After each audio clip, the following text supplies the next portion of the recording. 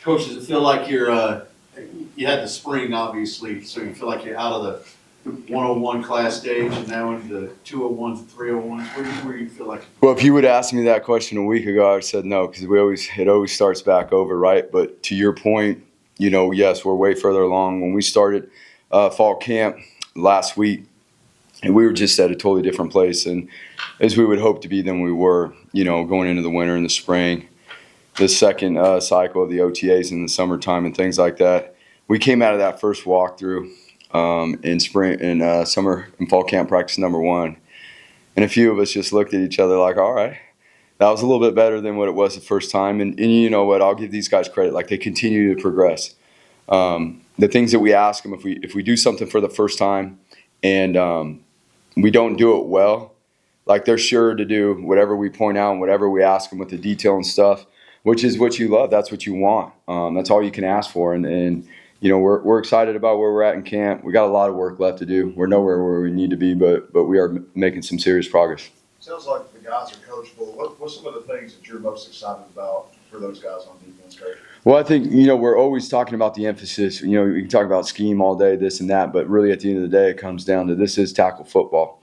So we've got to be able to pursue, track, play with great effort, great intent, be knowledgeable about how we're going to attack the ball, both when we're tackling, and ultimately our job is to get the ball back for the offense so that they can score points. And so we're always, the takeaways, and so we got to keep harping on those things. In order to be a defense that is going to help this team be very successful, we've got to be able to stop the run. And so we spent a lot of time here, in the first 6, 7 practices. They've been pretty physical, and we spent a lot of time in the run game, and as well as mixing in some. Really at this point, we've been through every situation after today's practice. The offense have been more healthy this year in fall camp than they were in spring. How has that challenge kind of changed for you guys? Yeah, I mean the speed at wide receiver on the outside on both sides, and then in the slot. I think really too a big part of that is the offensive line has come along really well, and that's great for the whole team. I mean, you got a physical O-line. Coach Ricker does a really good job, and they're coming off the ball the way they are. Iron sharpens iron, and that's good for the defense. It's every single day you step between the paint. You got to be ready to roll, and so it's good to see Hoove out there. He's very quick with his decisions and getting the ball to the threats that we have on offense, which for us as defense it really challenges us to understand leverage on formations, how we play our techniques, how we use our help. Because when talent meets talent, talent's not enough. You have to have that extra, that preparation and the details. Do you feel that you're a better coordinator now for having been a head coach for the past 2 years? Definitely see the game different. When you're a head coach, you get to be on both sides of the fence, and you see what's important to the offense and how they're operating and doing things. And yeah, it definitely it makes you see things in a whole different lens. Really grateful, obviously, to be in the situation we are here. We got an unbelievable head coach, and I feel like the competitive nature at practice every single day, the situations that we practice, it's not just putting in scheme, but it's teaching our players situational awareness, how the scheme pertains to the situation that we're playing. And then within that, it's 100 degrees outside, but hey, everybody's in it, so we got to have that grit. And Coach is doing a really good job building this team along. There will always be variations and additions to the scheme, but when you talk about your system and how you have it in place, are you 90% installed, 80% installed, 100% installed? I mean, where do you feel like? We are, if you follow with me on this, we're about 95 to 93% from big picture scheme. Everything's in a family for us in terms of fronts and coverages. Now, there can be a 7 to 5% of this is different, that is different, moving this body, this guy's doing that. So we're getting there. We're getting really close. But I'm going to be honest with you, like the players tell us, we've got the whole fall camp mapped out in terms of the install. But as a coach, you got to be ready to adapt and adjust. The players are going to tell you if they're handling what we have in well, and if not, you can't microwave football. We're not just going to move on and when we need that scheme, just try to fix it real quick. It doesn't work that way. So sometimes you got to slow down. And if we want to be good at what we're doing, okay, then we got to slow down and make sure that we perfect the details. It does no good to do a bunch of stuff and not be good at any of it. Between Andy, Johnny, and Kevin, you have 3 linebackers that were all conference, have all conference potential. How do you see that linebacker rotation? It's been awesome. Those guys fly around, and not only at that position, but building that type of depth at all positions. That's what we want to work towards. Those guys are field generals in terms of they lead themselves, they lead the defense, and they certainly fly around and get after it. I think it creates competition too. It makes everybody better. They make each other better. They make the defense better. And then we're better on special teams when you got depth at a position like that, because now you got more guys that can play on teams and you can elevate and change the game. How impressive have you been with the defensive line so far? So I was really impressed today with how we came back from a short yardage and goal line day the other night. I thought we bounced back. I didn't think we played really well. I don't think they would say we played really well the other night. But like I said earlier, when we ask, that we need to pick it up in certain areas, and it's on us as coaches to lay out those details and set the map and the plan to go forward and how we're going to improve, and they did that today. And that's all we could ask for. We ran the 2-minute drill a couple times today, and I was very impressed on how we attacked the pocket and how they did. I know he hasn't been here for very long yet, but just talk to me about how Dana Holgerson has helped you see things on defense. Yeah, so we kind of laid out a plan as to like what this looks like and how he can help TCU's defense be a championship defense and help this team be a championship team. And, this first part here for us is really for him to observe and spectate and watch who we are, how we operate from top to bottom, big picture to little picture, the little things that actually make a big difference. And then, we'll be able to get together once he's able to observe. And it's always good to have another set of eyes on things. He'll also be able to help with some opponent scout stuff as we get into the season.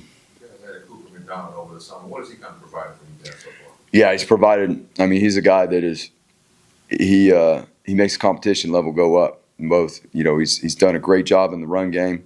He's been shown to be very effective as a pass rusher, which we feel like we have a 2 deep, 3 deep in that room. It's pretty exciting. And so to be able to bring a guy in that wasn't here in the springtime and tip our hat to him, he came in here very well prepared in terms of knowing the playbook.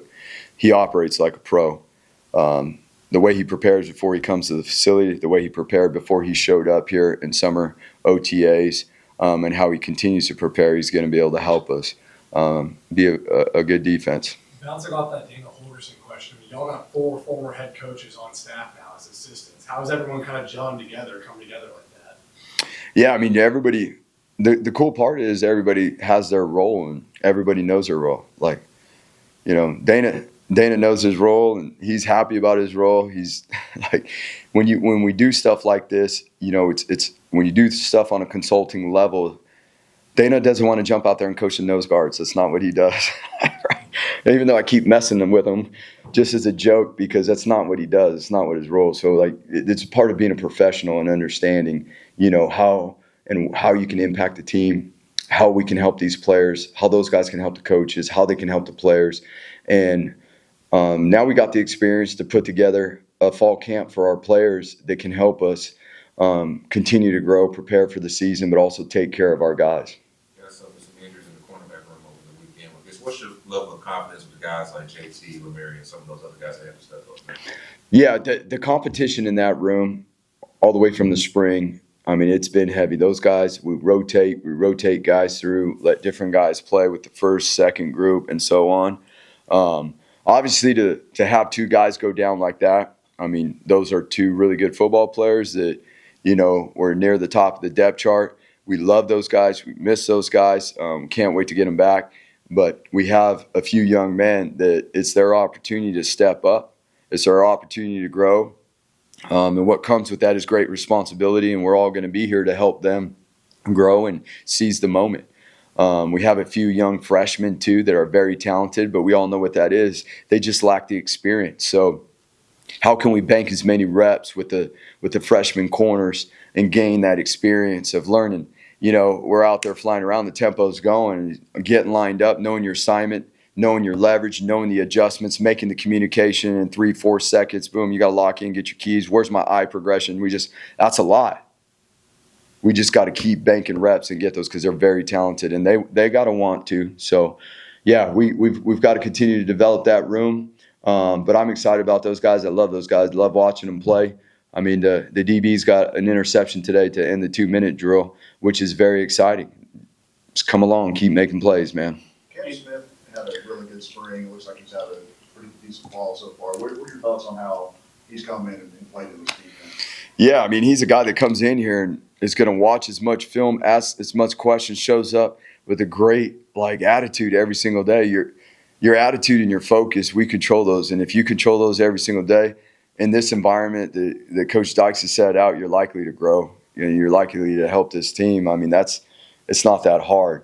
But Cam, on the other hand, is a guy that has come in here and physically developed in the weight room. Like, he looks totally different than he did in January when he got here. He's put on more weight. He's bigger. He's faster. He's more explosive. And he knows the game. And we're excited. Between him and JJ over there into the boundary side, we feel really good about that position. And there will be times, too, when we're able to get both of them on the field. Andy, when you were in Mountain West, you had to mix in some preparation for the triple because you'd face Air Force throughout fall camp. How do you mix in preparation for Stanford, or do you, during fall camp? We started mixing in preparation for our opponents in summer OTAs. It's just not enough time, and we're not going to show up to a game week and show our guys offensive structure that they have not seen. That's on us as coaches. We got to find the time and how we get these things done when we're, to your point, putting in a new defense, and how far are we in the balance of it all. So that goes into it as well, because we're not out here right now in fall camp trying to win fall camp. We're out here working to put in a defense, to grow a defense, to put in a defense, to handle the challenges that are going to come in week 1, week 2. And if we're not seeing certain things in fall camp that maybe we're going to see in week 1, then it's on us to implement that into our day, whether it's in a walkthrough, whether it's in a teach period, whatever that looks like. Otherwise, we're going to get to that point and we're going to see some things maybe that we haven't seen, and we don't necessarily want that to happen. Now, there's a lot of moving parts that go into this thing, and whether it's a certain style of offense, whether it be a triple, a pro style, using multiple tight ends, that one position that no one ever really thinks about when he lines up behind the quarterback and gets in a 3-point stance, and everybody's like, who's that guy back there? That fullback guy, like, what do we do when he gets there? Like all that stuff. And on the communication this season, how much will that change things from your perspective this season? Yeah, I mean, it's like a double-edged sword. You got to be careful how much you're trying to tell them, but at the same time, it's fun. That ball snapped before 15 seconds. It can help us in our operation. But here's the one thing in doing the study and talking to people that have been in the NFL, come back to college, kind of have a good feel for both levels, and using the communication, then being back at college, understanding the college game. Like, we can't use it as a crutch. We still have to be able to operate. We still have to get the signals, have all those mechanisms in to get the call in. We still have to be able to handle ourselves on the field, because even out there right now, we're still working through stuff. That thing goes off sometimes. We got to be able to operate. And now you'll see guys muddle huddle and things like that too, right? That'll hold you till under 15 seconds and then break out. You got to be prepared for that. Yeah, that's going to be the interesting thing to see, is like, if some teams, they'd be, what did you say? What the muddle huddle? A huddle. Like, some teams are going to be like, it's gonna be really interesting to see how people change that. Will that be you talking? Yeah. Yep, I'll be the communicator. We'll go 2 more questions. With the recent rule change about who's actually allowed to do hands-on coaching, how has that impacted your approach to fall camp this year? Well, I think number one, and I think a lot of people think it's just a free-for-all now. It can't be a free-for-all. The people that are impacting our players have to understand what Coach Dykes' mission is. They have to understand what the offense, what the defense, what the special teams, they have to understand the language, the fundamentals, and the techniques that these guys are being taught, or we're going to cross ourselves up. So it's enabled us to have our our QCs, our GAs have always been able to do it, and you kind of structured your staff that way where the GAs were guys that were younger that can still be in grad school within the rules, but at the same time, like, you really were going to trust that those guys can coach because they're the ones to be able to coach. Now the QCs can as well.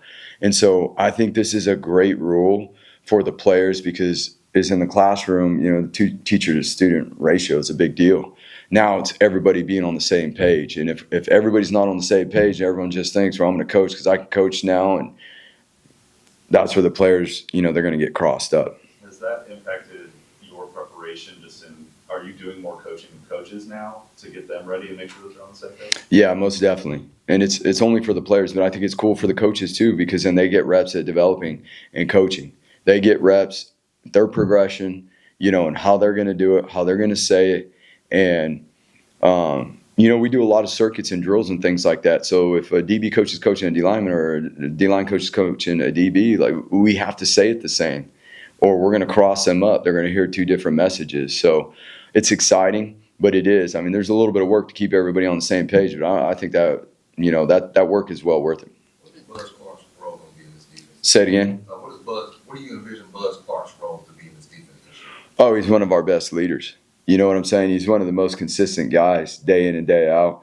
Like, I don't know. You guys have all played sports at one point or another, and there is always that one guy or gal on your team that just don't get tired. Like, the dude or she doesn't get tired, and that's Bud. Like, Bud goes and goes and goes. Bud's IQ, his football IQ, is growing like crazy right now, and he has a serious want to. He's always had the effort. He's always had the energy, but he's seeing the game different right now, and he's starting to make adjustments. He's starting to make calls, that we didn't see him making in the springtime. So that's really exciting. He's a dynamic player, and we're lucky to have him. It's fun. You want to have that guy that goes out there with a smile every day, and whether it's practice, a workout. I haven't played a game with him, but I could only imagine. Thanks, Coach. Thank you, guys.